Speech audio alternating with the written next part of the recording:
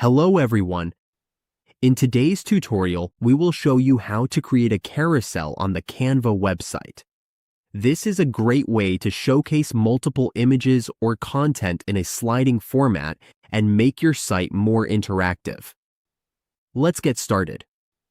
On your Canva dashboard, to create a carousel, all we need to do first is click on Templates and type Carousel in the search bar. Now, you will see lots of carousel options. Let's choose the free one. Just select a free option and click on it. Once that's done, we can customize it so that we can edit it as needed. Now we can start editing our carousel. We can change the background, edit the background, replace the background, update the page, change the image, and edit the text content.